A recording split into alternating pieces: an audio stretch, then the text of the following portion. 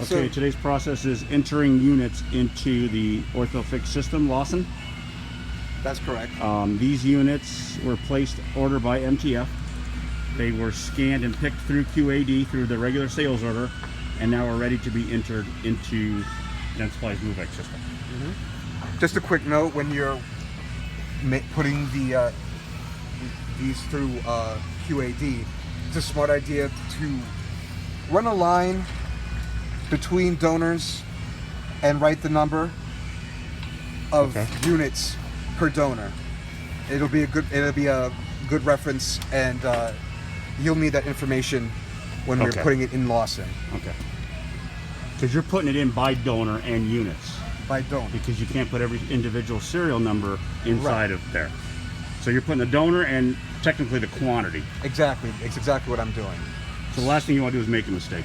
Exactly. Everything has to be very precise. Okay, so we went into Lawson as we logged into it, and we're going to use purchase order, receive goods. Okay.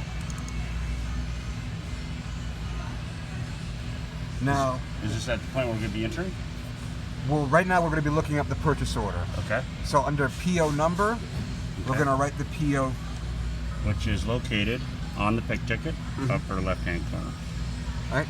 It's here, pre-entered, since I had taken a look at it earlier. Okay, so it was already in there because you put it in and you hit next. Okay.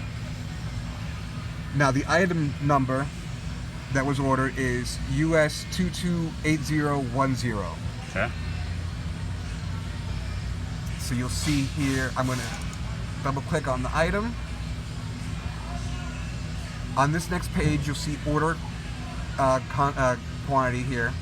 That's 100. That should match the number of items, the units I picked, which I did. I did a count. So there definitely is 100. There is definitely 100. Can I ask units a question total. here? Sure. You ever get partial POs when you only get 50? If there's 100 on a PO, but you only get 50, would you put 50 in there? We would only put 50 in here. Okay. And you'll notice the number will change when we do that. So, so it is possible. Yes. So if you get 50, if it says 100 but you only get 50, don't panic. You just fill what you have. Right. Okay. So on the received quantity, we got 85 of the first donor, so we're going to put 85.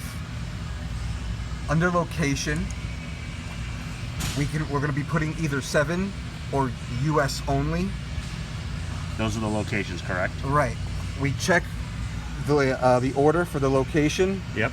If the location ends in US, we put US only. If it doesn't, we put it in 7. Correct. So location will be 7. Now here's the big thing you want to be careful about when we're putting in the lot number, the donor number.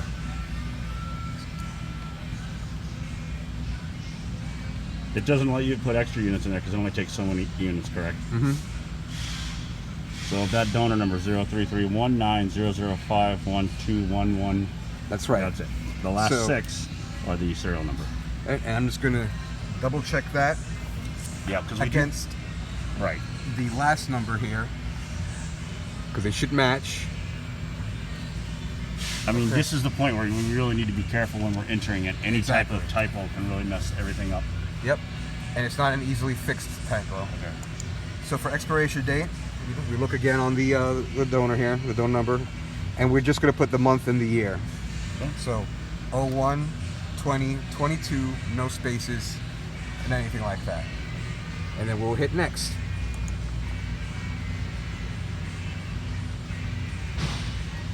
You'll see here, that used to be 100, now it says 15. Okay. Because we still had 15 of that second donor. You'll see here, it's all received quantity is 85. Okay. Stored quantity 85. Okay. So we'll put 15 for the remaining units. Which is that other box that we were just. Okay. Checking the location. It does not end in US. No US, so it'd be location 7. Yep. Okay. Lot number. Again, always double check your lot number. 58211. Definitely want to double check it against the final number here. 0331955211. So now we'll put the expiration date. Sorry, I'm kind of reaching in front of Edmund here, but he's doing a good job with the explanation. 03/2022. Again, just a month and a year, no spaces, no dashes. Okay. All right, everything's good, so we'll click next. And you'll see that item number is no longer here on the purchase order. Okay. And So we it's are not done. in there. Do you do anything at this point right now, or is that it? That is it. That is the, You can just close it out in the we bottom can close left. here. So right now those will be in the inventory. I actually did the inventory this morning, so if you wanted to check those numbers out. And that's how entering units into the DENTSPLY system. Do you update any other spreadsheets? On the daily distribution record, we will notate that we got 100 units in today. And those will be sorted, obviously, on the. I'll actually go into the cage here.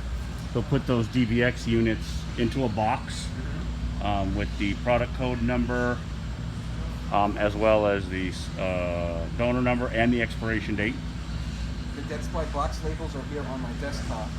Box labels are on the desktop. If you are putting skin units away, they're put away by donor and actually separated by a tab, and each tab will have the expiration date on it, just to help with quick reference when they're doing expiration date. Thank you.